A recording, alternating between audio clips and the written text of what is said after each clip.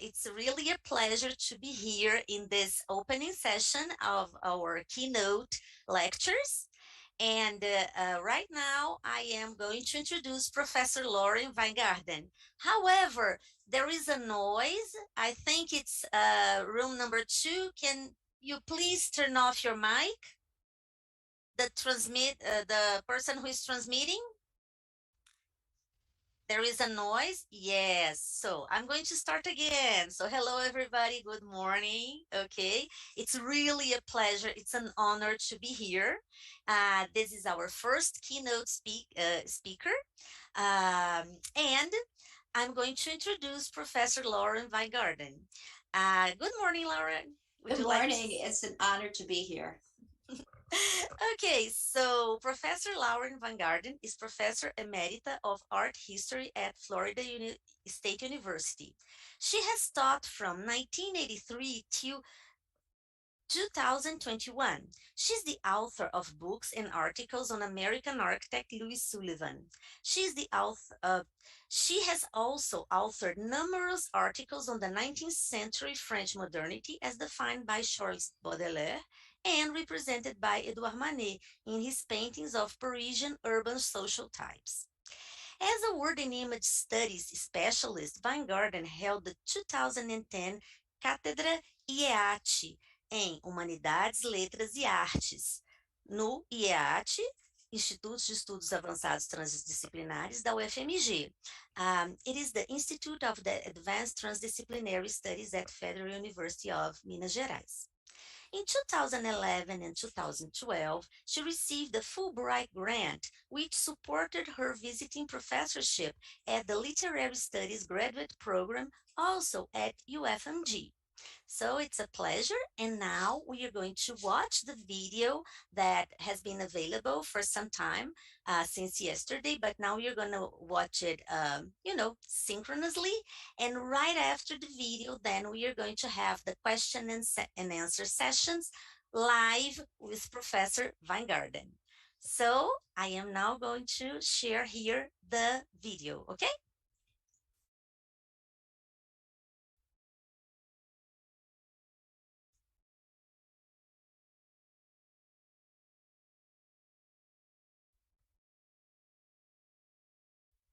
Okay, can you see my screen? Can somebody give me a yes? Yes. Okay, so I'm going to start. Let's see if it's working. Oops, the video is not available. Fabio, can you help me? I'm gonna stop sharing. I'm gonna go back there. 1 second.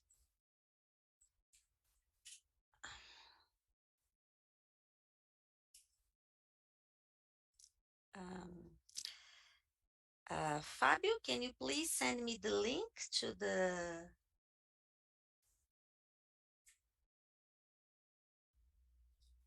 Okay, we are having just a bit of a technical issue here, but we are going to solve this. Estamos tendo uma questão técnica aqui, mas vamos resolver isso em instantes.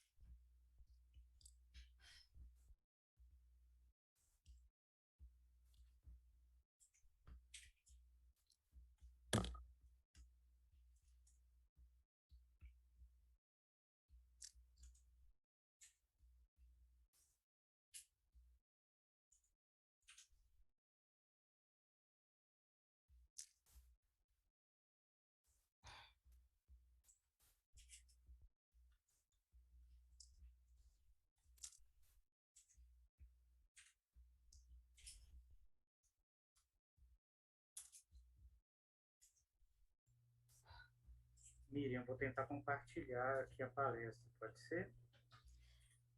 Sim, por favor. Sim, por favor, Fábio. Eu não estou conseguindo acessá-la. Eu acho que você pode compartilhar, vai dar certo. Sim. Muito obrigada, Fábio. Vamos lá? Okay, thank you, Fábio. Now it's working. So let's watch this wonderful lecture. Então vamos agora assistir essa maravilhosa palestra.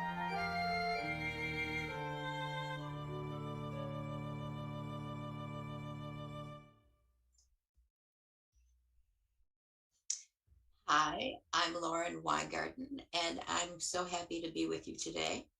I want to say good morning, good afternoon, good evening, wherever you are. So before I present my official talk, I want to introduce three W's and what I call the what is Inhotim, where is Inhotim, why is Inhotim. So I'm going to share my screen with you now. Okay, there you go. And let's see where this takes us. Oh, sorry.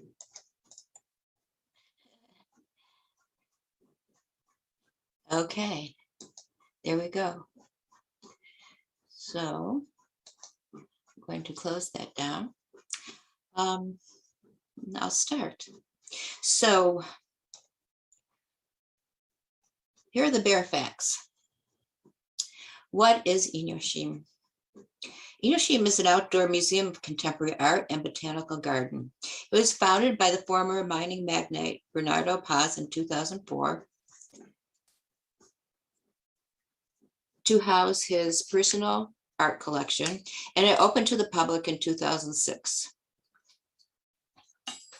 In 2008, Inhotim was recognized as a civil society organization of public interest by the government of Minas Gerais.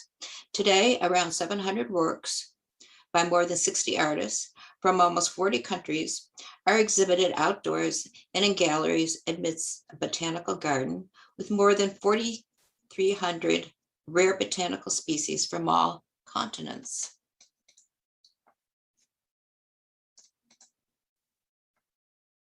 Trying to adjust my vision here. All right, where is Inhotim?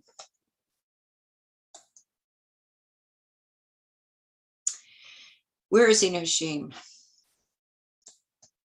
Map-wise, Inhotim is located in Bermagino, 37 miles from Belo Horizonte, which is the capital of Minas Gerais. Geographically, Inhotim is located within Brazil's mountainous forestry and iron mining region. Its privileged location between the rich biomes of the Atlantic forest and the Cerrado made it possible for Inhotim to develop a botanical garden. The Institute has a total of 3 square miles, of which 1.7 miles are marked as preservation areas, and 0.5 square miles is designated as part of the private reserve of natural heritage. Within this expanse, art galleries are embedded within the lush botanical gardens and the native landscapes that comprise the 1 square mile of visitors' access, providing a unique experience that mixes art and nature. Why is Inhotim? How did Inhotim land here? In the 1980s, Bernardo Paz began buying tracts of land surrounding his modest farmhouse, which is part of an original farmstead, as developers threatened to destroy the natural landscape. The farm had originally been named by locals after a former owner, an English engineer known as Senor Tim, and in the Minas Gerais dialect, it sounded like Inhotim. Having acquired the land, Paz soon converted the then 3,000 acres or 4.5 square miles ranch into a sprawling botanical garden, which was originally 1 square mile.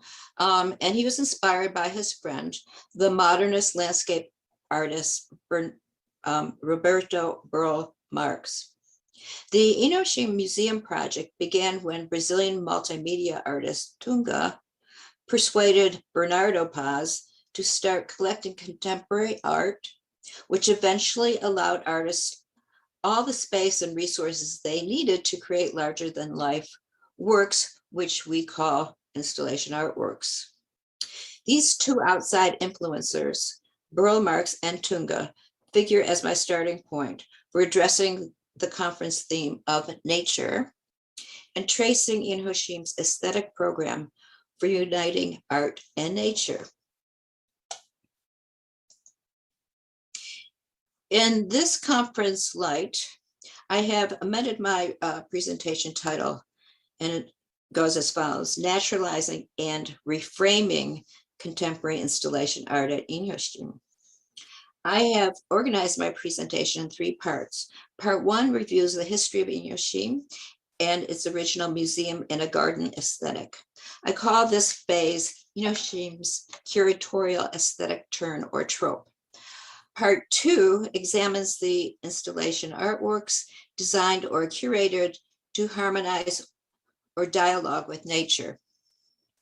In conclusion, I offer a critical reflection on Inhotim's more recent ecological turn, a turn already highlighted in some installation artworks, but currently celebrated by art critics and scholars' perspectives. Inhotim's exhibition planning and its digital platform on Google Arts and Culture.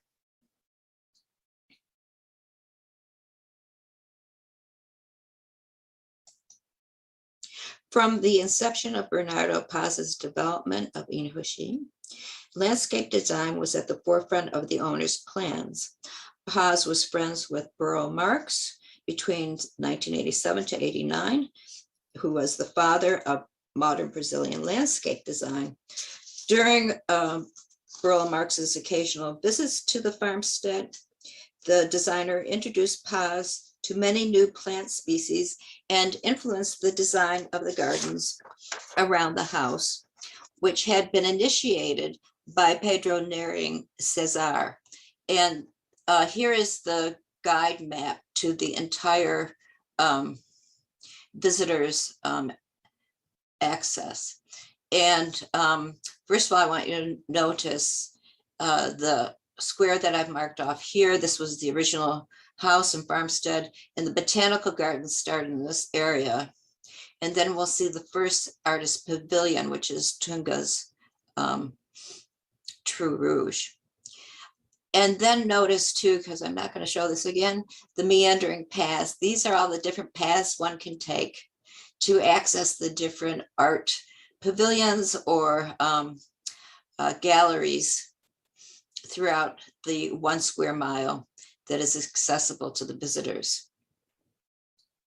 So while landscape architect Luis Carlos Orsini realized Inhotim's current design, as you can see on the left, Burle Marx's style endures in both the details and the overall plan,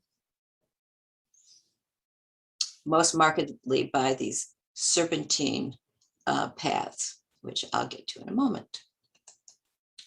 Also a prominent painter and graphic artist aligned with the mid-century avant-garde, Burle Marx translated the abstract organic elements of his painting into the meandering paths of his landscape design, compelling the eye to rove freely and giving the body an imaginative and sensory ubiquity. And this is seen in his more popular, famous Copacabana promenade in Rio de Janeiro, and at his own home and residence outside of Rio, which is now a museum and a landscape preserve.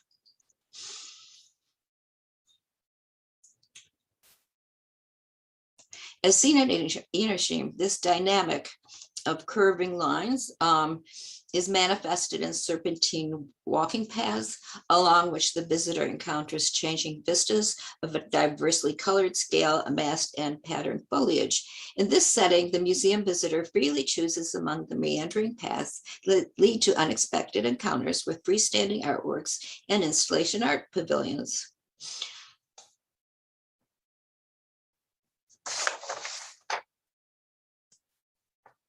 Paz's friendship with Brazilian multimedia artist Tunga was also a critical turning point toward Inhotim's reconfiguration as a contemporary art paradise. Paz befriended Tunga in the late 1990s, at which time Paz's exposure to Tunga's installation artwork, True Rouge, which I'll show you more of as we progress, of 1997, caused an epiphany that led Paz to focus exclusively on collecting contemporary art, especially installation art. To note, installation art is defined as an immersive environment, usually enclosed within a single gallery space. Tunga, in response to Paz being having an epiphany when he saw True Rouge, donated the artwork, True Rouge, in 1998 to the fledgling museum collection. During the next decade, Paz's ambitions for Inhotim expanded exponentially. His collection holdings outgrew his residential confines. He engaged Tunga as his art advisor, and he converted his private collection into a public museum.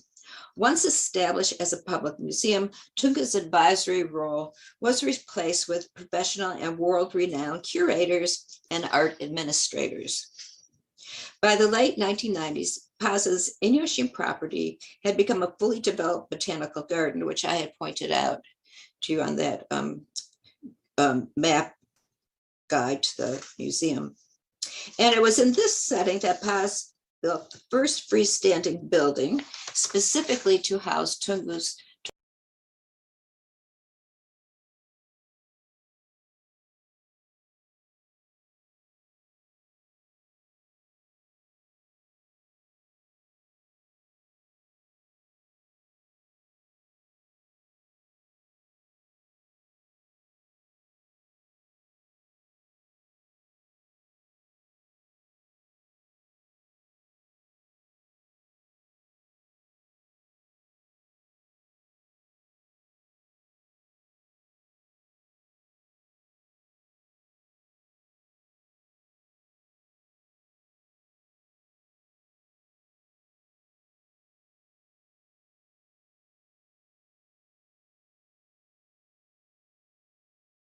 True Rouge installation artwork.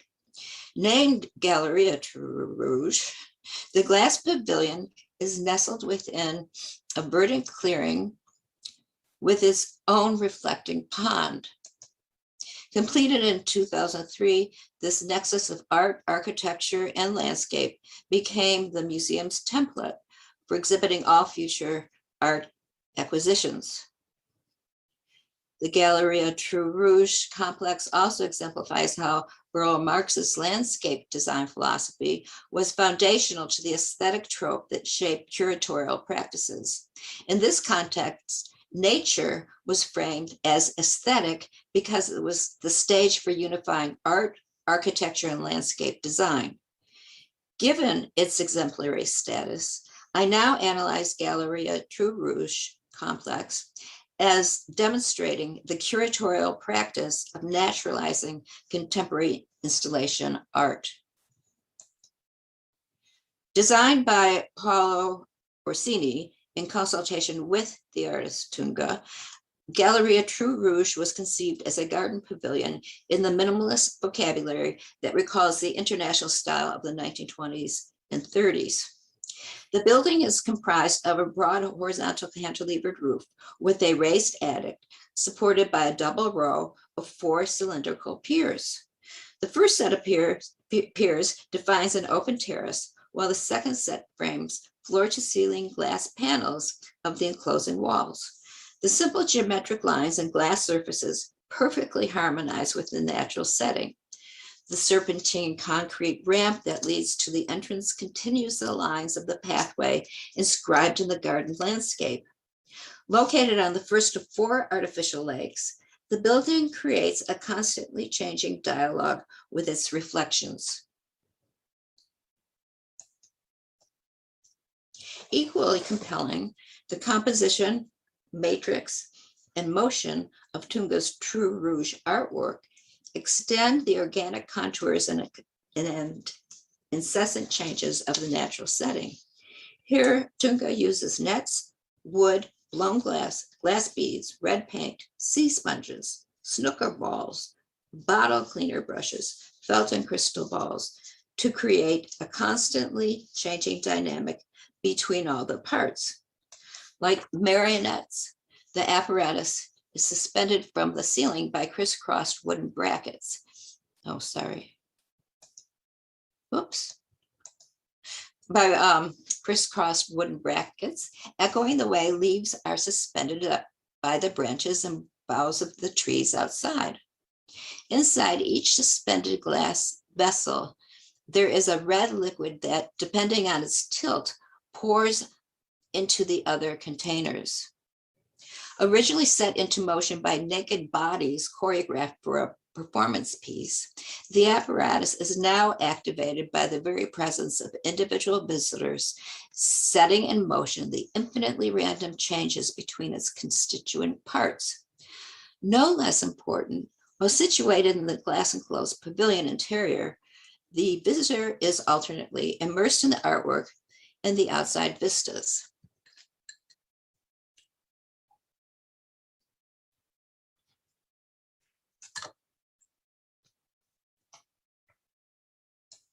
I now want to discuss 3 other artist pavilions that formed Inhotim's foundational installation art collection, and which embody the curatorial execution of the art plus nature's aesthetic trope. The artists I survey here are Brazilian, Adriana Barrejo, Sildo Morales, and Elio Oiticica. And just as a note, I'm not skilled in the Portuguese language, but the transcription by our translators will help you see the correct pronunciation. In any case, among these 3 artists, only one work was designed for Inhotim. The others were either imported from other sites or constructed posthumously. The relationship of the Adriano Varejao gallery to nature is more controlled and abstract than the Gallery of True Rouge, designed by Rodrigo Cervano Lopez in 2005. Here, the structure is a concrete block set back into a natural slope and cantilevered, appearing as if it is suspended in the air. The entrance is also set back into the block, but is continuous with a floating pavilion, floating platform into an adjacent pool. As with the Tunga Pavilion, the building mass is reflected on the water surface, but here the reflection enhances the weightless floating appearance of the building mass. The fortress-like appearance is also contradicted once the visitor enters the building's interior. Hand-painted tiles line the interior walls, illuminated by the natural light that shines through the open ramps, stairways, and a balcony exposed to the sky. At the uppermost level, a ramp leads to the terrace garden, situated at the height of the trees and exposing a panoramic view of the surrounding landscape. So this is the rear of the building that you saw the front of, suspended over the lake.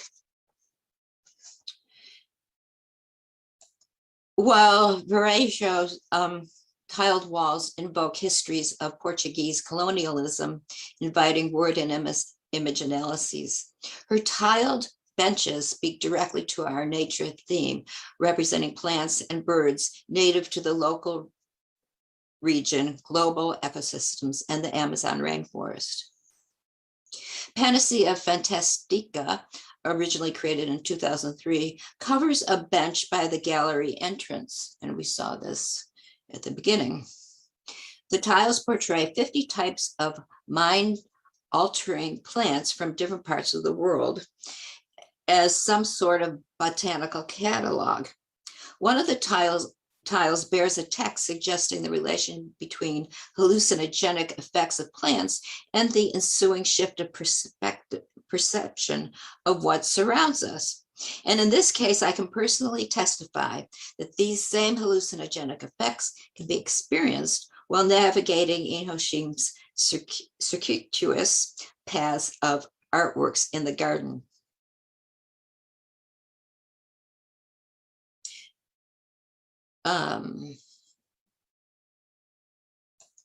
The tile benches of the gallery's rooftop terrace, titled Parasinos, or little birds, from Inhotim to Dimini, which originated in 2004, here installed in 2008.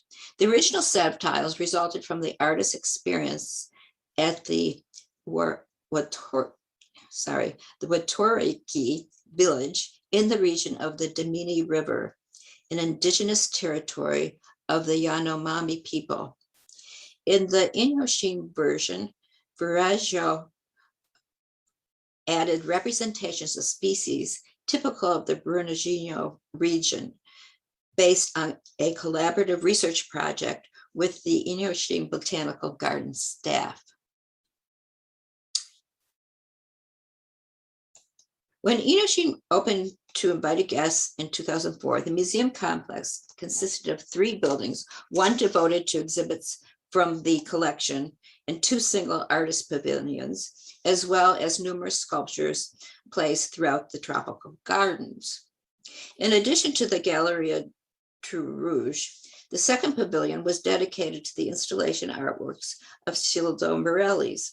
Like Tunga, Morellis is a multimedia artist who also advised Paz's collecting activities in the 1990s. The Galleria Cildo Morellis was also designed by architect Paolo Orsini, but with different effects than Tunga's glass pavilion. Instead, it presents a windowless, minimalist white volume comprised of a rectangle and half cylinder. It too is nestled within the surrounding foliage. While the Morellis Gallery houses the most notorious installation works by Morellis, including the Globetrotter, Redshift, and A Travers or Through, the pavilion is closed off from the landscape, allowing each installation to occupy a separate space and retain the integrity of their immersive effects. And this is the traditional way of exhibiting installation artworks. Although our conference theme prevents me from introducing you to each of these works, a former Inhotim staff member informed me that A Travers or Through was originally installed in an open air pavilion and later installed in the current building for conservation reasons. That being the case, I briefly described the indoor installation so that we can imagine a more naturalized version at Inhotim.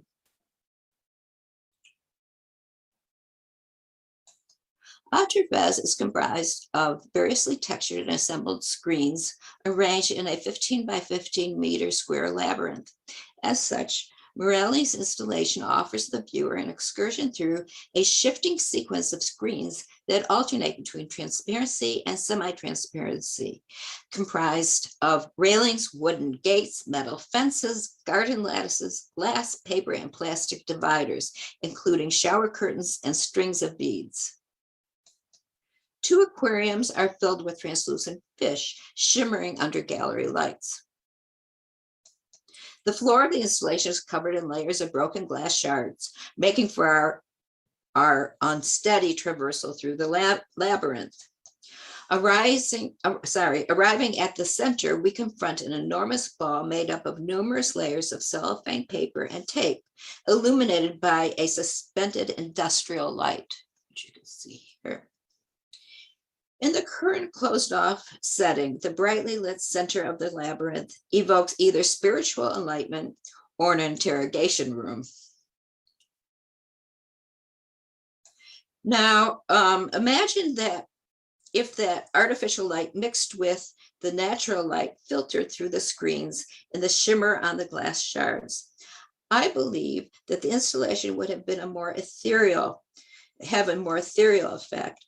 Transparencies and surface reflections would multiply, and hazy auras and shadows would appear to dissolve the materiality of the semi-opaque screens. Birdsong and rustling foliage would mix with the crunching sound of walking on glass. We may have felt a harmony between art and nature. However, at this point, we can recognize how curatorial and conservationist decisions regarding an artwork's location alter our sensorial experience, here contributing to a purist aesthetic of modern art and its paradoxes. I raised this relocation issue to further interrogate curatorial decisions that better align with Inhotim's aesthetic trope of uniting art and nature. It is in this critical light that I now turn to Helio Oiticica's Magic Square number 5, an installation artwork perfectly suited to its outdoor setting. However, although Magic Square 5 was constructed posthumously, in this case, curators and Sao Paulo architect Paula Zasnikoff collaborated to construct Magic Square 5 from Oiticica's Magic Square series of 1977. This series comprised instructions in text, plans, models, and samples, which were intended for a public square and was never built. The Magic Square installation also issues from Oiticica's Penetrables. Its full title is, and I'll say this in English, Invention of Color, Penetrable Magic Square number 5 Deluxe.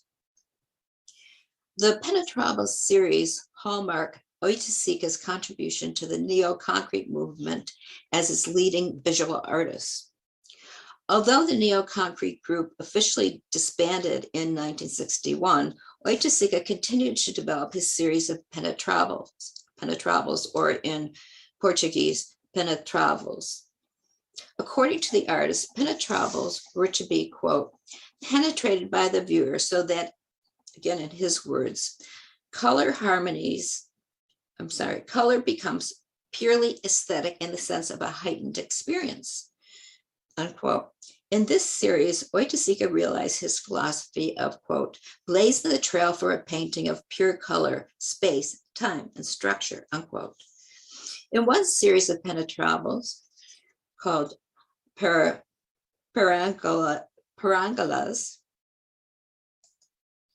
Oiticica engaged local performers from Rio's favelas to wear or carry capes, flags, and banners made from layers of painted fabric while dancing to the rhythm of samba.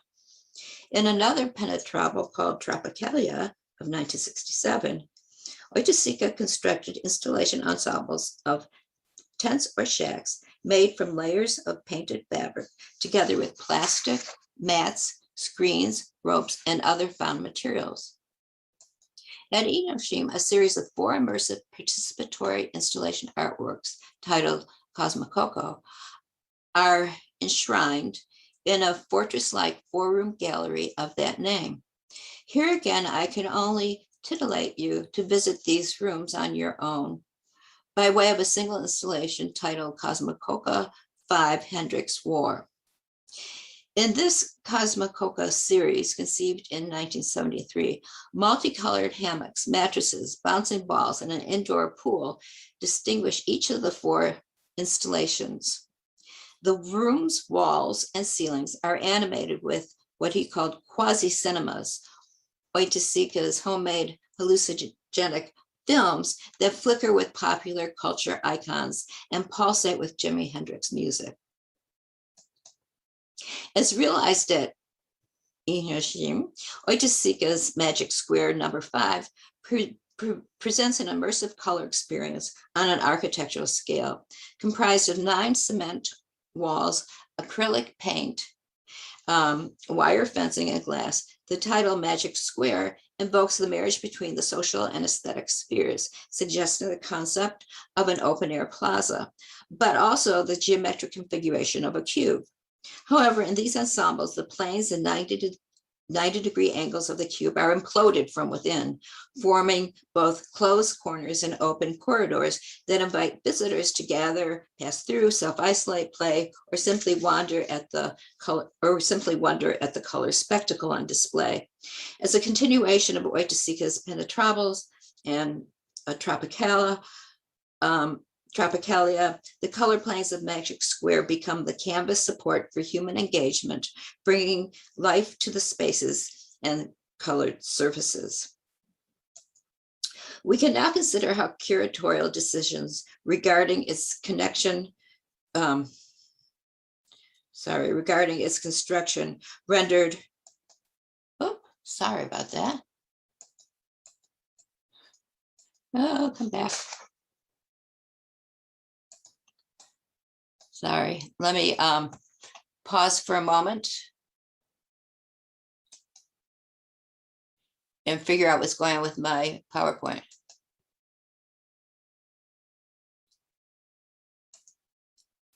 Okay, I'm back. Share screen. Okay,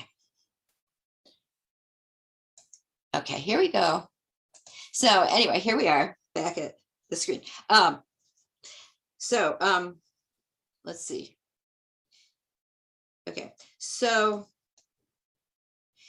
we can now consider how curatorial decisions regarding the construction regarding its construction rendered Oiticica's Magic Square the epitome of the art plus nature aesthetic. As such, the artwork has become Inhotim's iconic image in the public sphere, as evidenced by the numerous popular press and scholarly articles that feature the Magic Square as their lead image. This makes perfect aesthetic sense, given the curatorial decisions that enhance the harmonious relation between art and nature. Located in a verdant clearing surrounded by majestic palm trees, the structure's brilliantly colored wall planes create a complementary color contrast of color and texture with its setting. Inhotim's curators advertise their own museological achievement in their description of Magic Square on their website. Quote, "The presence of natural light and the gradations during the day completes the work, modifying it at every moment." Unquote. Thus far, I have foregrounded the Brazilian artist whose works form the foundation of Inhotim's museum collection. In doing so, I teased out the aesthetic trope that unifies art, nature, and architecture. Simultaneously, I've teased out a Brazilian modernist trope that foregrounds an immersive aesthetic experience. Thanks to Burle Marx's, Tunga's, and Morelli's early interventions in the formation of Inhotim's museum, these two tropes converge as an experiential aesthetic immersion within a garden setting. It is this dynamic interaction that makes Inhotim a unique and specifically Brazilian museum experience. I will now survey subsequent additions to the contemporary installation art collection with which curators advanced, albeit refined, the experiential nature plus art model. I call this next section Continuing the Art plus Nature Legacy Curatorial Interventions. I survey these works along 3 sometimes intersecting axes: mirroring nature, artworks that use mirrors or reflecting surfaces to capture the surrounding landscape; site-specific art, artworks created to exist within Inhotim's landscape using natural materials from the region. And this is as opposed to completed works transferred from other venues. And then lastly, eco-critical creations, artworks that address our exploitive relationship with the land, and particularly with Minas Gerais' forestry and mining district.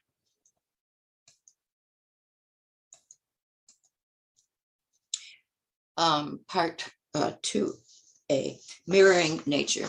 Dan Graham's bisected triangle interior curve of 2002 was originally designed for and installed in Madison Square Park, New York. It was later transferred and reinstalled in Inhotim's Botanical Garden. Graham's Pavilion is a construction of mirrored glass and stainless steel, measuring a little over the average adult height. As the title states, the external triangle structure is bisected by a curved interior partition. In the spirit of Brazilian artists that we've just reviewed, Inhotim's curators placed the work within a clearing to showcase both the lush surroundings and the humans who traverse this terrain. Visitors approach the pavilion located next to a large pond, either by a staircase coming down from the wooded enclosure or through a path. What first appears as a nondescript glass pavilion in the distance is gradually transformed by the visitors who approach and enter it. Whether standing outside or inside the pavilion, the viewer becomes immersed in the kaleidoscopic play of the landscape features and colors reflected on the surfaces. With these infinitely changing spectacles, Graham's glass pavilion activates both the individual's awareness of their own multiple identities and their visceral alliance with nature. And by the way, that's me there and there. Oliver Eliason's viewing machine of 2001 and installed in 2008 was also relocated to Inhotim from its original urban environment. When I first visited Inhotim in 2010, the apparatus was installed within a glass-walled gallery. What a wonderful surprise to discover it outdoors when I returned to Inhotim in 2012. Inhotim curators reinstalled the artwork in a verdant clearing raised upon a hilltop plateau. In this location, the installation not only serves the aesthetic trope of joining art and nature, but as the title suggests, viewing machine confounds the boundaries between art, technology, and nature. Externally, it recalls a telescope, an apparatus for viewing distant vistas, the very function that it serves to view the distant forest and mountain terrain at Inhotim. Yet, as we explore the sculpture, if you want to call it that, by walking around it, we become immersed in the landscape that immediately surrounds us, as it is reflected in the polished stainless steel surfaces of the viewing machine. But this is not all. When we poke our head into and look through the apparatus's narrow end, a different technology comes into play, that of the kaleidoscope. That's me too. As with the original kaleidoscope developed in 1817, Eliason's viewing machine creates an effect of reflected light with 6 internal mirrors forming a hexagonal tube. Rather than capping the kaleidoscopic device with colored glass as you would in a child's toy, Eliason uses the angled mirrors to transform the distant vistas into a dazzling, multifaceted display of variously hued patterns of sky and terrain. Thus, with his kaleidoscope, the viewer creates their own infinitely beautiful shapes by moving the machine toward a point of interest and discovering nature anew. We again recognize the nature plus art alliance upon approaching Velasquez Suarez's Folly of 2005 and installed in 2009. By the way, Suarez was born in Belo Horizonte. First presented at the 2005 Venice Biennale, Folly was reconstructed at Inhotim within a landscape setting that the artist designed in collaboration with the Institute's Botanical Garden staff. Our approach to Folly begins with a winding flower-lined path along one of the large ponds at Inhotim. From this distance, we begin to see a gazebo-like structure reminiscent of traditional garden decorations built to induce fantasies of exotic places or historical epochs. But as we get closer to Suarez's Folly, we realize that what seemed from the distance to be an open pavilion with a roof supported by slender poles is in fact a closed octagonal building with outer walls covered by mirrors reflecting the landscape. To enter the building, one must step up to and around the raised wooden platform to the door at the back of the structure. So here we see the back of the structure. All the while seeing oneself immersed in nature, because as we walk around, we're always going to see ourselves reflected in the glass.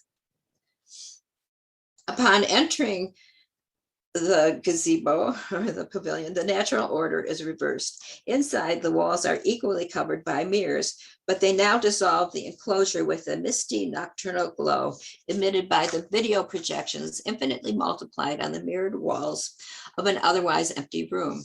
The mirrors now serve as support for the screening of a video titled Tonight of 2002, which was Suarez's video portraying people dancing to Burt Bacharach's 1967 song titled The Look of Love.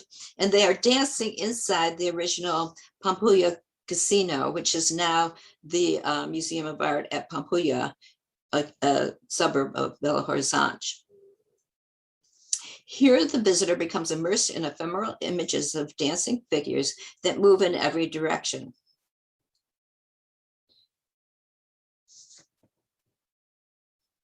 Exiting this darkened theatrical space, the visitor readjusts their vision to the daylit landscape and perhaps contemplates the natural alliance between the lush Brazilian flora and the vibrant bossa nova samba rhythms. The foundational theme of uniting art, architecture, and nature is prominently displayed in the installation of Japanese artist Yayoi Kusama's Narcissus Garden. The project was first realized for the 1966 Venice Biennale and then reconstructed and installed on the rooftop water garden of Inhotim's the Burl Marx Education Center, which was designed by Arquitectos Associado, or Architecture Associates, in 2009. So this shows the building before the Kusama's work was installed. And when I show you the work, I want to remind you that the balls float around the entire roof garden, water garden, I should say.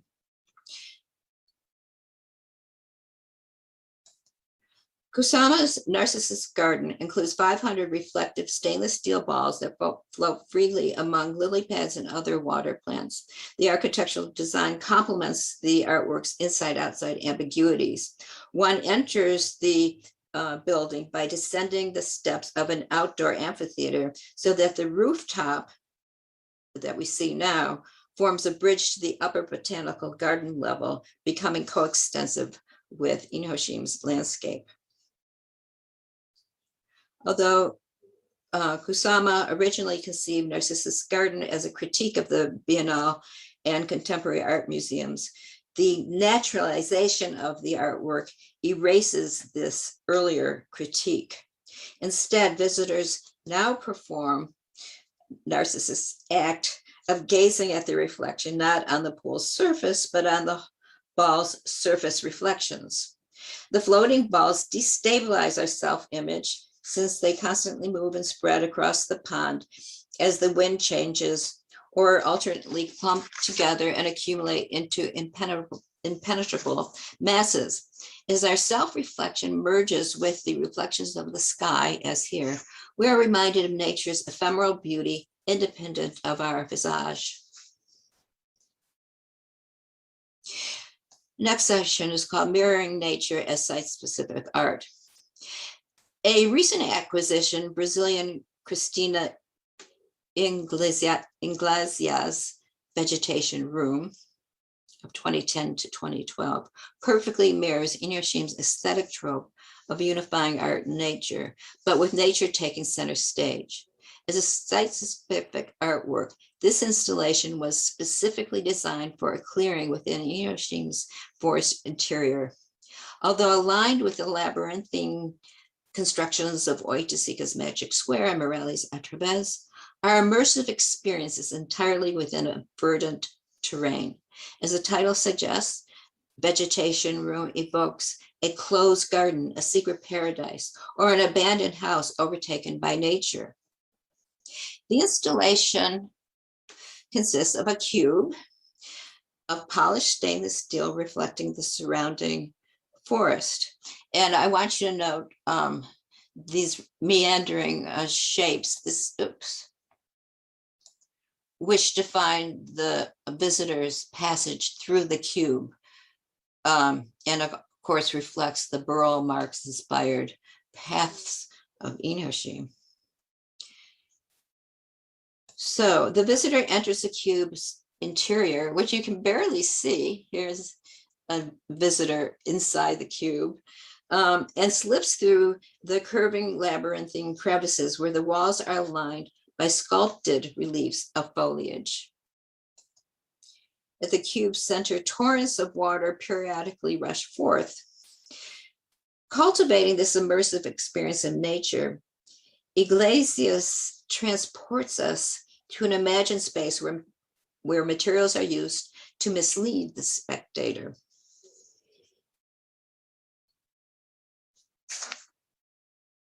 Here, artifice and nature are confounded by mirroring surfaces of foliage, the forest foliage, the sight and sound of artificially rushing water, and sculptured plant life, which altogether heightens our awareness of Inhotim's fantastical staging of dialogues between art and nature. Doug Aitken's Sonic Pavilion is another installation artwork that unites natural sounds and panoramic landscape vistas specific to Inhotim's geological and topographical location. As such, Sonic Pavilion aligns with the site-specific art axis, especially because the artist designed the circular pavilion that is integral to his artwork. As one nears the pavilion from a red brick path, the structure becomes visible above a hilltop. Rich red soil and rocks indigenous to the iron-rich mountain range seem to erupt from the pavilion's foundation as it tumbles down the hillside. Visitors enter the pavilion interior by way of a gently sloping wood ramp that is carved into the hill, and then this ramp then continues to the pavilion's raised platform and spirals around the walls to form bench set seating, as you can see here. Once inside the pavilion, we are surrounded by an empty space, glass walls that seem to shroud the landscape in a fog, and unfamiliar erratic sounds. This shrouded effect is purposefully enhanced for the sound to take center stage, thus the title Sonic Pavilion. Two holes pierce the center of the room. One hole in the ceiling cuts through to allow a shaft of light that forms a circle on the floor, and it moves around throughout the day as the sun moves. The hole on the floor represents the heart of the project. The viewer can only see its beginning, rimmed with steel, inscribed with the artist's name, the name of the installation, and, quote, hole depth, 202 meters, 663 feet. The inscription refers to the 1 mile deep hole burrowed into the hilltop, through which Aitken and his assistant lowered geomicrophones and accelerometers in order to amplify the sounds of the Earth's interior, its rotation, and the shifting of seismic plates. The resulting sound is conditioned by chance, ranging from a low, steady rumble to the sporadic, higher pitch moment of friction.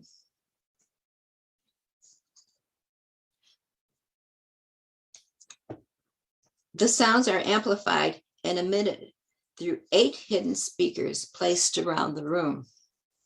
From the center point, the visitor can turn on their own axis and in the process gain a clear, transparent, continuous view of the panoramic landscape outside.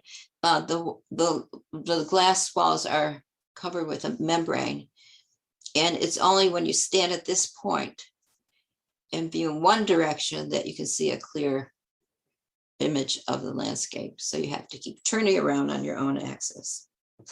Before concluding my presentation, I want to describe a site-specific artwork that qualifies as installation art, since it creates an immersive outdoor environment. And it also qualifies as a site-specific artwork because it foregrounds the very substance of the landscape as the primary material. Brazilian, Minas born, Marilla Dardo's The Origin of the Work of Art of 2002 exemplifies these processes. First exhibited in the artist solo exhibition at the Pampulha Art Museum, which I mentioned before, The Origin of the Work of Art was installed at Inhotim as the Marilla Dardo Gallery in 2011, the design for which Dardo was directly involved. That is, the structure she was also directly involved in. The constituent parts of the installation invite the viewer to build words and sentences with earthenware pots shaped in the form of letters and filled with soil, seedlings, and mature plants that visitors have themselves sowed. Like the plant life, the installation constantly changes and evolves as visitors add pots or move them around.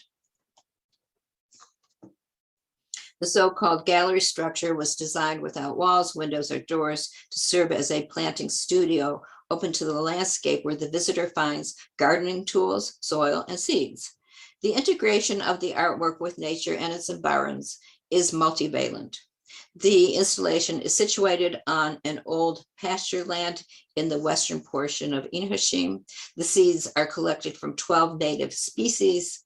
The red clay is locally derived from Minas's iron-rich soil, and the initial 1,500 planting pots were handmade in Inhotim by women from the surrounding communities. Here you can see a collage of these aspects. In conclusion, Matthew Barney's De Lama Lamina and Inhotim's ecological turn. In conclusion, I discussed Matthew Barney's De Lama Lamina 2009 installation for two reasons. First, it summarizes the two axes I have presented for tracing Inhotim's curatorial aesthetic trope for unifying art, architecture, and nature. That is, artworks mirroring nature and site-specific art. Second, it provides an epilogue to my presentation that reflects a third axis in Inhotim's latter-day ecological turn. By now, you will be familiar with the purposeful reflective glass cladding of the architectural pavilion that houses De Lama Lamina. Set within a eucalyptus forest clearing, you will also notice its unique shape, a geodesic dome made of glass and steel. In line with Barney's environmental concerns, the clearing for the pavilion involved the removal of only 7 trees, so that the site is quite rough compared to the other pavilion sites. And while the paths leading to these other pavilions are paved with flagstone or gravel and bordered by manicured foliage, the path to Barney's installation is iron-rich soil native to the mining region. For this project, Barney worked with the architect of Oiticica's Magic Square, Paula Zaznikov. Inside the dome, a mud-encrusted tractor takes center stage under the now transparent geodesic dome, allowing both the visitor and tractor to be in dialogue with the forest setting. Yet it is shocking to see this monstrous tractor under skylined ceiling with claws that bite and suspend in the air a completely white tree cast in polyethylene. Upon closer examination of the tree, we can also discern other polyethylene cast objects entangled in the tree roots and branches, knives, sabers, tools for harvesting, and other sharp instruments used for deforestation. In the uppermost register, tree limbs morph into human fingers holding a cat's cradle or the polygonal atomic structure that we are familiar with from physics. What does all this mean in relation to the title of the work? To answer this question, we should review the original context of the tractor truck in Barney's 2004 Carnival performance in Baha'i titled De Lama Lamina. What is important here is the mythology that connects to the motifs embedded in the tree. And I quote from the Inhotim's website. The work's title, From Mud, a Blade, refers to two deities in the Brazilian candomblé of African roots. Osanya, the Orisha of plant life and ruler of nature's vital forces, and Ogun, Orisha of iron, warfare, and technology. The conflict between these two deities provides an organizing principle for the work and reflects Barney's keen interest on the dialectic of apparently opposing elements, unquote. The artists address these issues in the tractor ensemble, specifically the link between creation and destruction, both in the ecological and sociological realms. As noted in Inhotim's description, the tractor is a forestry truck, and together with its muddy incrustation, it presents a familiar sight encountered on the roads that lead to Inhotim, which I personally experienced several times. Given Inhotim's location in the middle of the nation's forestry and mining district, Barney's tractor trailer reminds us that Brazil's economic fortunes and misfortunes are dependent on the natural environment and the population that harvests the natural resources. The polished concrete floor, marked by ore brought in by the soles of visitors' shoes, is another reminder of the roads that lead to Inhotim. They are pockmarked and eroded by the tractors and trucks that transport these resources. Anyone traveling on these roads to Inhotim will be covered in dust that these heavy, monstrous vehicles stir up. Upon leaving the installation, we can reflect upon the forest that the building mirrors. Accordingly, curators writing about De Lama Lamina for the Inhotim Google Arts and Culture site attest, quote, in its addressing both the deforestation and the fragile balance between the natural environment and technology, the work also conveys a political content, unquote. That political acknowledgement is a new direction for Inhotim and points directly to its most recent ecological turn, a direction I discovered in the process of writing this presentation. It is on this note that I offer my final perspective on reframing contemporary art at Inhotim. When I was invited to deliver the presentation and review Inhotim through the lens of nature, I embarked on a virtual, digital, and critical return to Inhotim. In the process, I discovered a shift in Inhotim's own identity from a global model for contemporary art museums to a global model for environmental research and revitalization. Since I am neither a scholar of eco-criticism nor environmental studies, I've introduced this shift by tracing Inhotim's original aesthetic trope to its current ecological turn. In the spirit of letting Inhotim speak for itself in its renewed vision of its art plus nature alliance, I cite two program developments. In 2015, Inhotim initiated a project titled Inhotim Global Change in partnership with the Inter-American Development Bank, which in 2017 became an art exhibition entitled Inhotim at the Crossroads of Local Change, Global and Local. This exhibition combined artworks and technological experiences and proposed new perspectives on climate change and biodiversity conservation. The physical exhibition was held in Washington, D.C., while a digital exhibition was simultaneously launched on Google Arts and Culture, where it is still viewable. And finally, it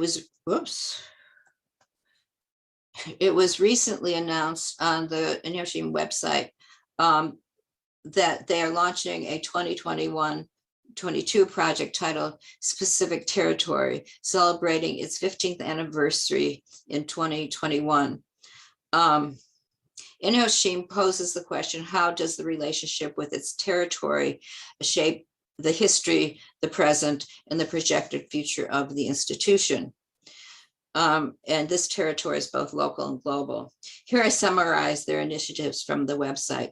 Quote, artists, researchers, scientists, and the audience are invited to think about the relation of institutions with their surroundings, the role played by art in the local and global territories, in addition to the potentialities of a museum and botanical gardens for the future, faced with issues that we are currently confronting as a society, unquote. And these issues include research and conservation of seeds and species that might provide for the sustainable future of the institution, and the commissioning and construction of site-specific works that continue to address the dialogue between art, architecture, and nature at Inhotim. Please feel free to discuss these issues in the Q&A session on October 26th. And perhaps we can learn from each other more about Inhotim as an eco-critical art museum. And with that, I say, obrigada. And I'll stop sharing so I can say, obrigada, ciao. And I'll see you on the 26th. Thank you, Lauren. So here we are. It's the 26th, right? So let's start our question and answer sessions. Are we all ready? Francisco, can we start? Can you just give me a okay here, Francisco? Okay, I'm okay. I can hear you. Can you hear me? Yes, yes. Thank you, Francisco. Okay. So, just to make sure, I'll be here on English. And when I ask questions in Portuguese, I will shift. Okay? So, all right. So let me start here. First of all, Lauren, thank you so much for this inspiring immersion in nature by means of Inhotim's aesthetics. It was amazing. And coincidentally or not, the Brazilian newspaper Estadão presents a new news piece today about the new board of Inhotim that will take office next year. And they have plans to dynamize the connection in order to unite ecology and art. I'm quoting.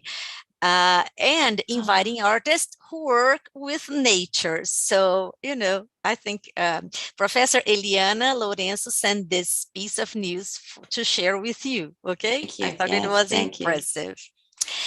And well, to start our questions, as you start your presentations with 3 W's, I'm going to start, this session with 3 H's, 3 hows, okay? So I will start with 2 easy ones. I think everybody would like to know, how did you get interested in Inhotim and how many times have you been there? Well, my interest in Inhotim started in 2010 when I was the chair for the Transdisciplinary Institute. And I went with my friends to visit Inhotim, and I was awestruck. And I decided that because I had such a wonderful experience in 2010, I wanted to return to Brazil and Belo Horizonte and UFMG. And so I applied for a Fulbright, and my Fulbright proposal was on the Baudelairian experience of modernity that continues in the development of installation art, specifically as it's displayed at Inhotim. So in 2012, I returned to Minas Gerais, Belo Horizonte, and UFMG, and I taught a course on installation art at Inhotim. And then I took several trips back there for my own research. I had a master's student from Florida State University who was working on one of the installations come down and visit, and so I've been there several times in 2012. And hopefully in 2 years, right? Right, in 2023, yes. Okay, so now I have another question, and okay, I noticed I found the possibility of experiencing the installation through by Meirelles. outside instead of inside as we do, simply fascinating. I had no idea that would be possible. And as I watched your lecture, I started thinking how intriguing it is to reflect upon the way curatorial and conservational issues actually alter our sensorial experience, right? Especially when we unite art and nature. So, since your research actually departs from the work of the American Louis Sullivan, the American architect, right? And but nowadays you have worked with cognitive and neuroscientific approaches to art.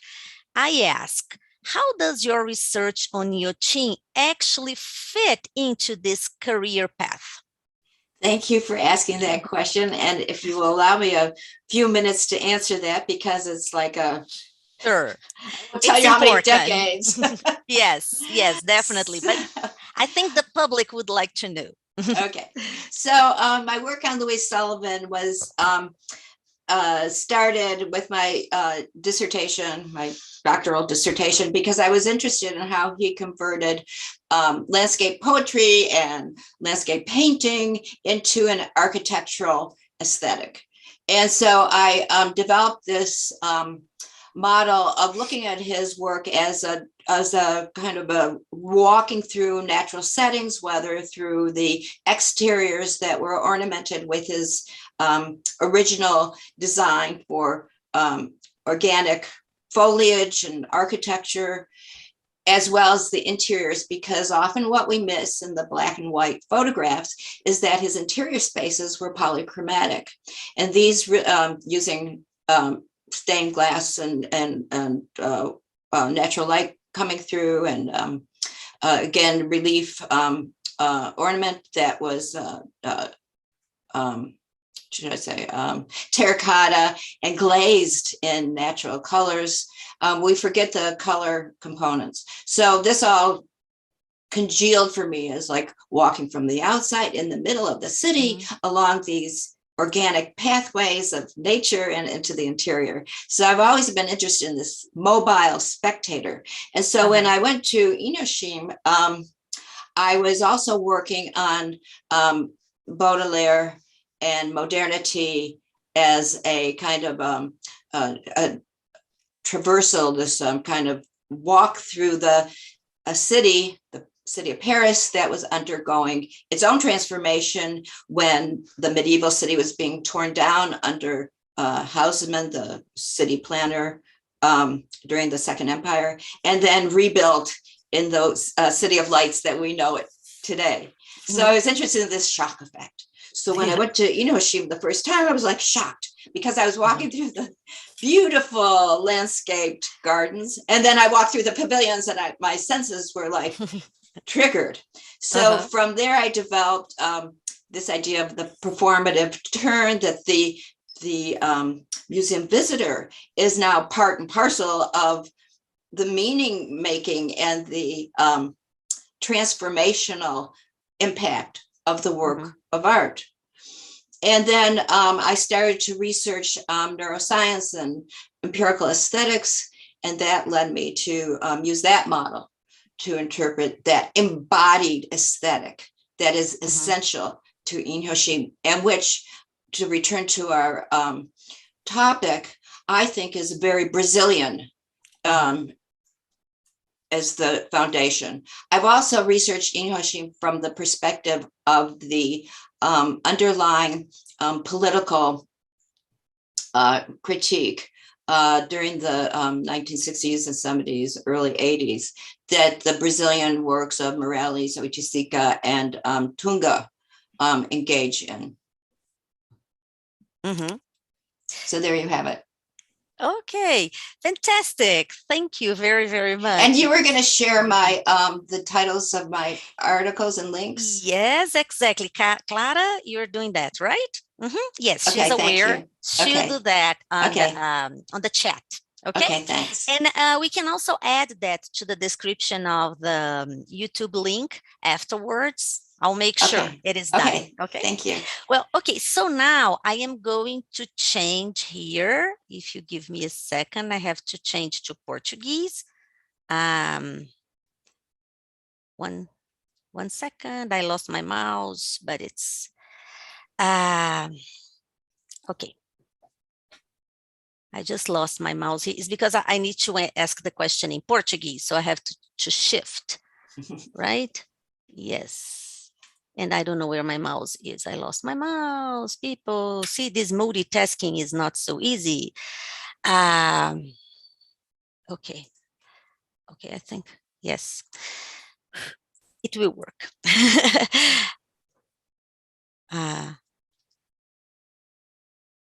Okay. Yes, now it's working. So I'm shifting to Portuguese to ask the question that was asked, and then Francisco will translate for you. Então, a professora Cecília, ela perguntou o seguinte, ela comentou primeiro, em alguns momentos da palestra, você aponta para uma perspectiva das pessoas que interagem com as obras. Me interessou especialmente e eu gostaria que você falasse um pouco mais sobre os efeitos alucinógenos do navegar pelos caminhos tortuosos de obras de arte no jardim, quando você abordou a obra Panaceia Fantástica.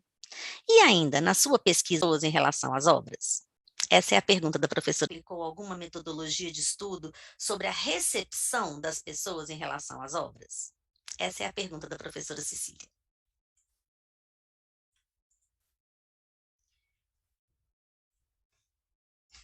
Thank you, Professor Cecilia. Muito obrigado, professora Cecília. São duas perguntas muito importantes, sem dúvidas, e diretamente relacionadas com o meu trabalho anterior e atual. Vocês sabem que eu trabalho com esse aspecto, né, da imaginação alucinógena, a imaginação induzida pelos alucinógenos em poesia.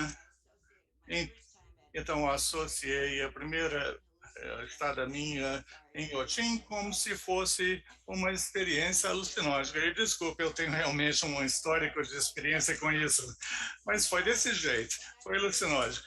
E eu estava muito interessada nos efeitos transformativos, não apenas nas nossas cabeças, mas também no corpo inteiro.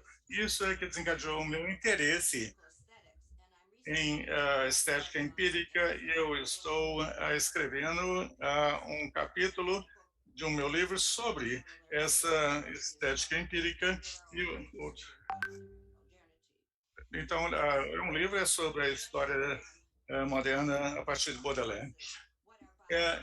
Os processos que os corpos, o nosso corpo experimenta nessas passagens, nessas travessias. Eu tenho um projeto, uma fantasia de um projeto, que eu não sei se eu vou conseguir executar sozinha, mas estou trabalhando com uma equipe de psicólogos empíricos da Universidade de Viena.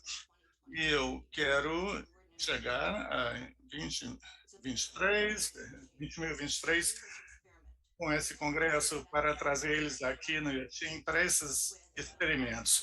Nós já fizemos, essa equipe faz, de fato, experiências já com arte de instalações e no trabalho da FSU, nós juntamos com a equipe de Viena e já trouxemos visitantes aos nossos obras, nossos alunos.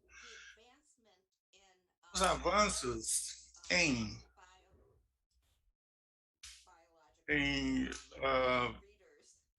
os leitores de inclinação biológica, né, ampliaram a possibilidade de registrar dados substanciais. Então, eu gostaria de trazer essa equipe aqui em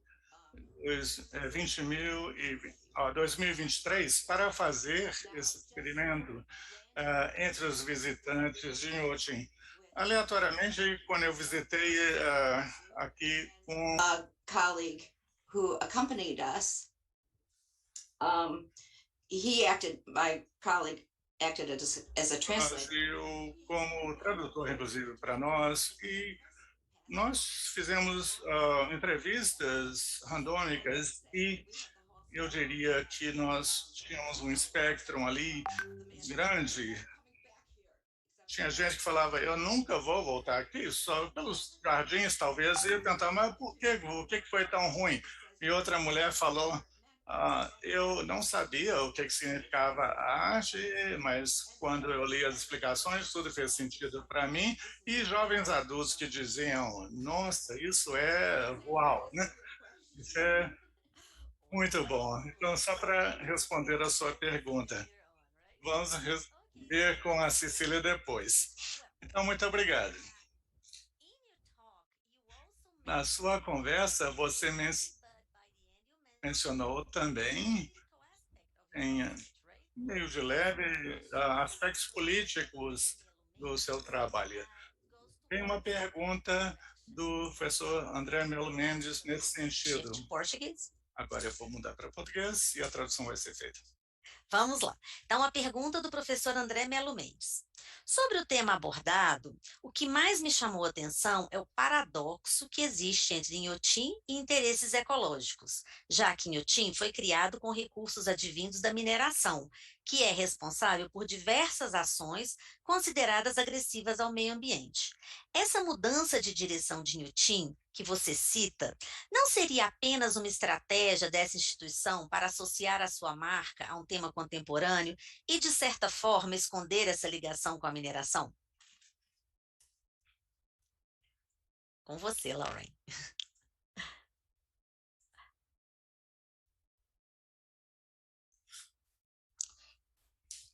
That is a wonderful question. And Isso é uma pergunta maravilhosa e é uma pergunta que, bom, eu sou uma biógrafa não oficial de Inhotim, de certa forma. Eu estou envolvido com pesquisas aí legais em Inhotim desde 2010 e houve uma mudança radical, talvez não radical, mas porque é mais evoluído, até uma instituição que é envolvida ambientalmente e socialmente, né, engajada nessas causas. Mas a região, enquanto isso estava sendo desmatada, de fato, deixa eu compartilhar minha tela aqui. Sim, por favor, faça isso. By the end, right? The trucks? Estava aqui, assim, a respeito daqueles slides que mostravam a paisagem, aqui está.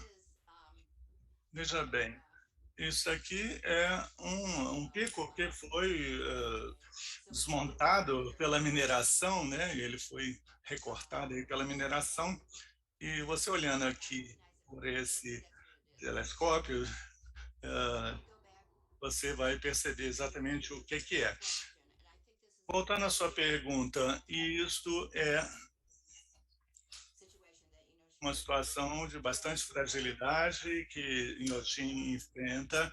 Bernardo Paz foi acusado de lavar o dinheiro que ele ganhou com a mineração. Eu acho que ele foi, não preso, mas teve a prisão domiciliar decretada. Então, Inhotim teve que mudar.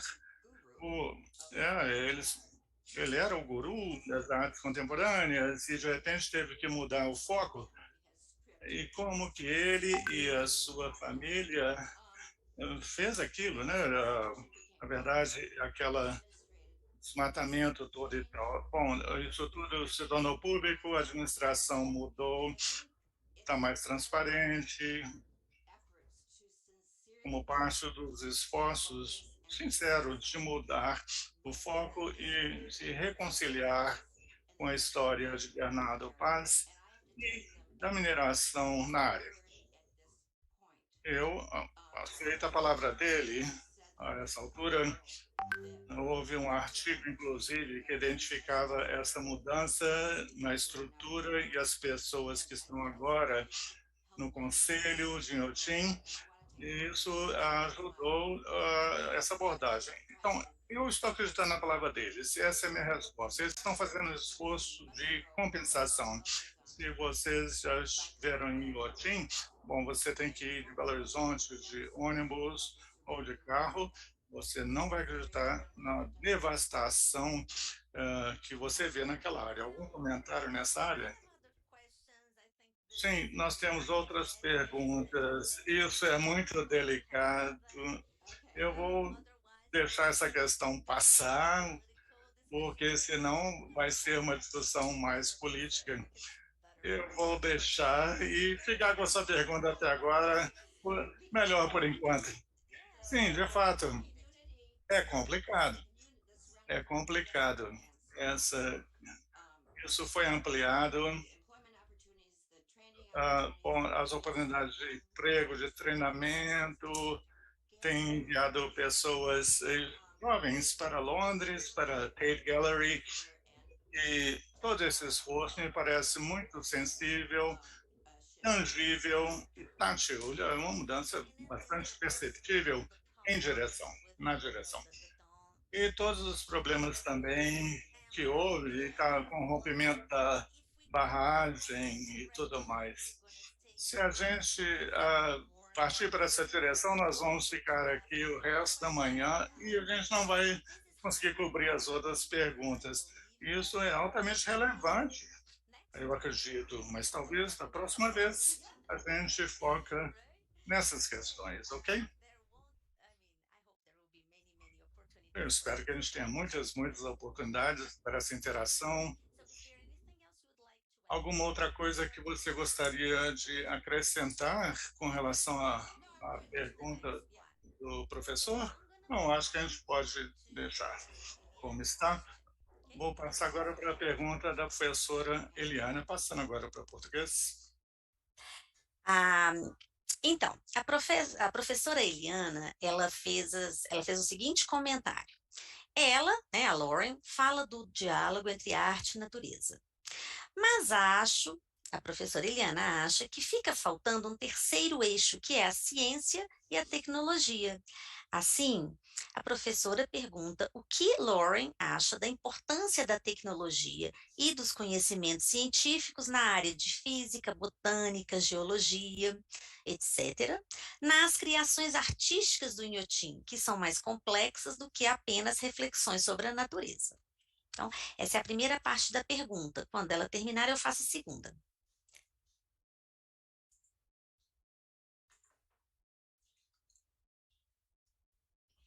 Okay.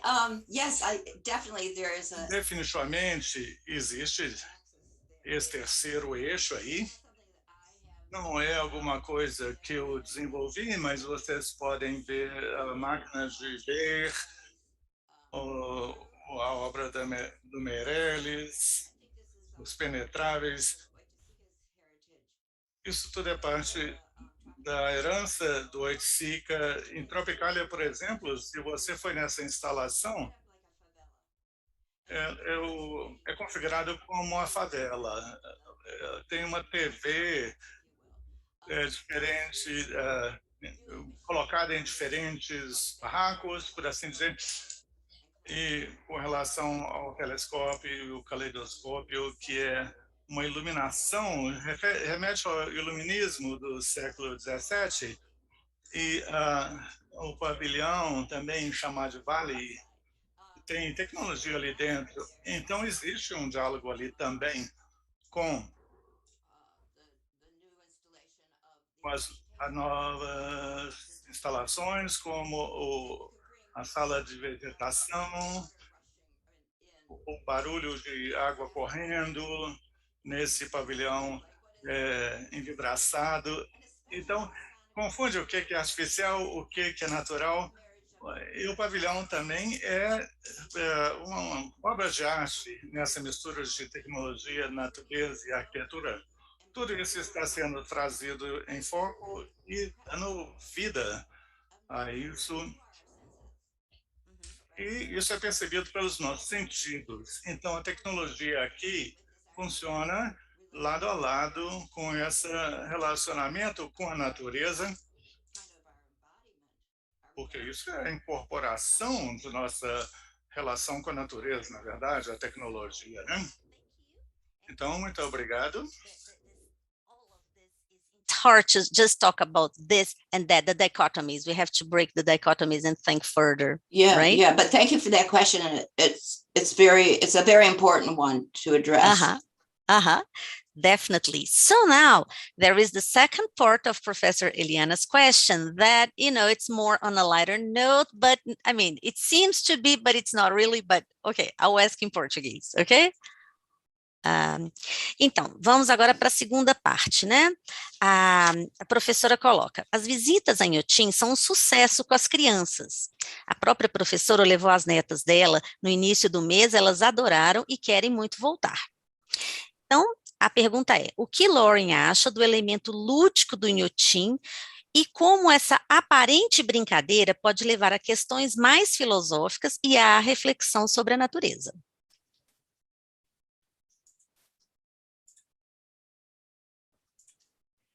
Wow. So I don't have children, but I've seen children interact there, and playfulness is part of the aesthetic, very much part of the aesthetic of installation artworks, because the installation artworks break down your preconceptions about your environment, whether it's a man-made or a natural environment. And as you saw in the Oiticica's Magic Square, the kids are like dancing around it. So I think that this kind of soft introduction to both environmental issues and art, contemporary art, is a perfect way of kind of shaping our children's mindset, both about art and nature, but the interaction. And then also to answer that, Bernardo Paz always said that this was like a Disneyland of contemporary art. And he wasn't shy about this. He wanted to be a kind of a playful adventure. So, I mean, I think that's built into the design and the concept, the themes that are played out here. And thank you very much for your questions, Professor Eliana. Well, we have to thank you for all the very comprehensive answers. Okay, so now we are coming. I'm just checking here with Clara if there are more questions posted. She's just making sure if there is any other comment, right? We already had quite a few. So, well, if there is, she's going to post it here. But it seems that for now, these were, the main comments, which really cover different areas, right? And further down your discussion. So we have just a few minutes. We are supposed to end in 10 minutes, right? And can you talk just a little bit about the word and image, the WISE, the group, the association? Excuse me, I have morning allergies. That's okay, that's fine. So can you talk a little bit about the Association of Word and Image Society? Sure. I've been affiliated with the International Association of Word and Image since 1990. And at that time, it was dominated. It was by comparative literature, people of European and British origins. And I was sitting in the audience of the general meeting, and I raised my hand I said, "You don't have any art historians." And so I said, "Do you want on the board? Do you want to be?" So I've been on the board both from that time on, but it's just like very peripheral now. So I can speak to the early involvement. So now it's become not just comparative lit and art history, but it's become much more transdisciplinary. Exactly. Very much so. I mean, I can't even name the disciplines that have become, it's because it's text and image very generally. And I think that the Brazilian kind of offshoot from Klaus Kluver was very instrumental in the formation of your word, sound, and image organization.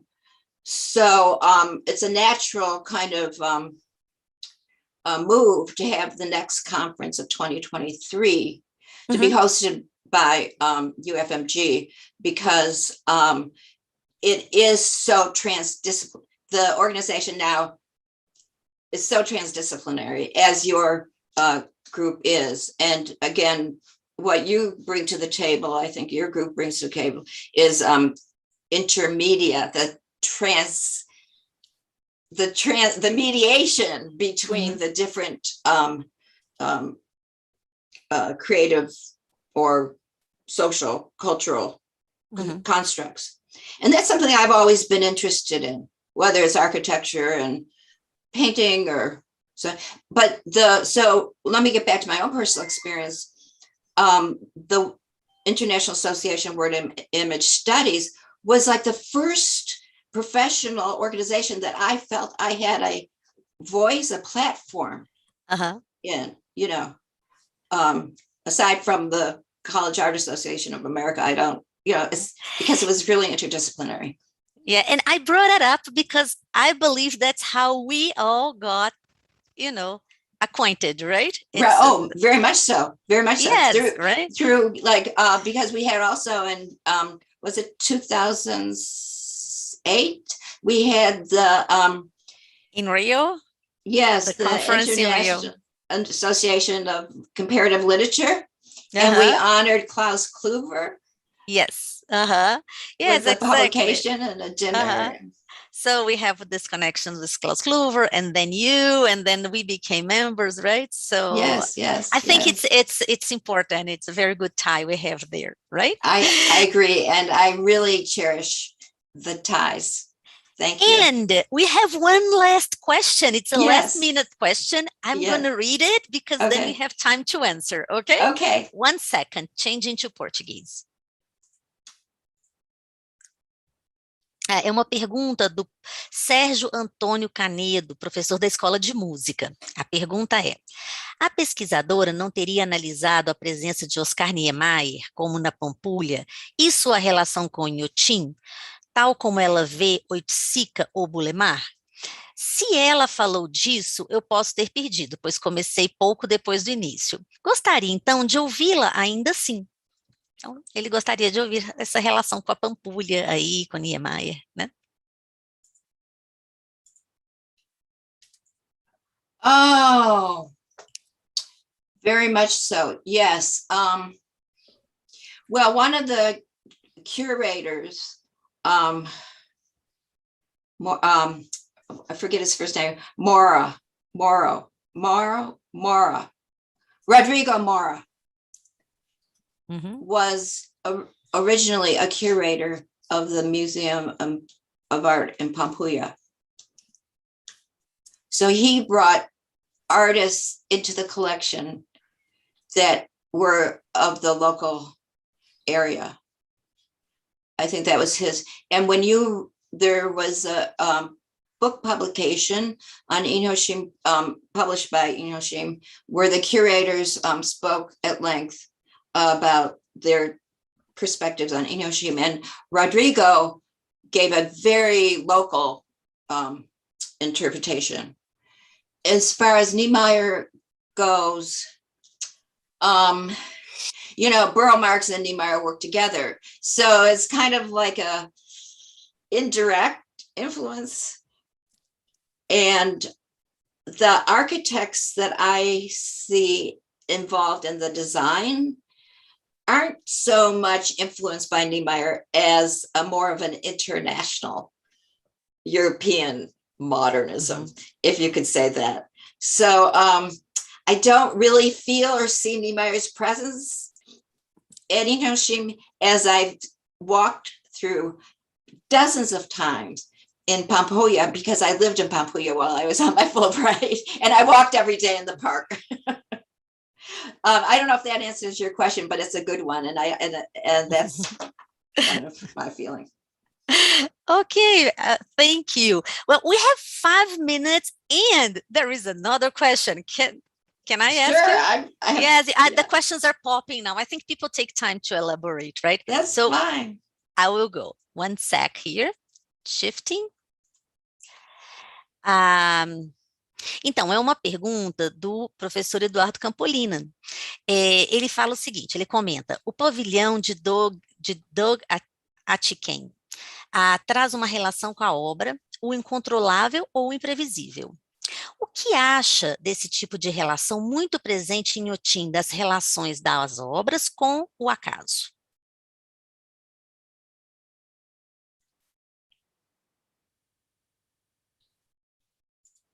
That is a great question, and I think it's very much foundational to Inhotim. If you read the literature, and this is something, it's so interesting because every time I come back to Inhotim as a subject of research, I find a different lens to look at it through.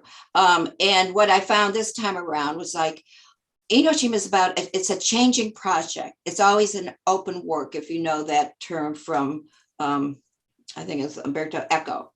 It's an open work, right? It's an open work on many levels, because now we've seen how Inhotim has evolved from like the founder, kind of from like the Gilded Age. It's like this multimillionaires, benefiting the public, to now it's a public institution concerned with the environmental issues as well as the art issues. And now we can say that it's an open work because it's changing. The works themselves are open works. Doug Atkins' Sonic Pavilion is especially exemplifies that based on chance. But there's other works that engage with the natural environment. I think that will always be Maria Dardot's work with the potted plants. It's always going to be open to change. And the viewer brings change. The visitor brings change. Every viewer is a unique individual who experiences the work of art in a different way. And then we have Tungua's pavilion, the artwork, True Rouge. Those, they change. The screens, in Morelli's work, the glass shards change. Everything about these works have chance on a spectrum from the extreme to the more subtle. But I think Inhotim as a project is an open work and open to change, and if you will, chance, because who knew that we would have floods and dams breaking and Bernardo Paz being found guilty, that they would have to change the whole programming. So it's an interesting question, and each work, I think, it invites its own kind of analysis in that regard. So thank you very much. Well, we thank you. Okay, so well, now I'm gonna just go to the to the end here, and I have to thank you because our time is running, right? Yeah.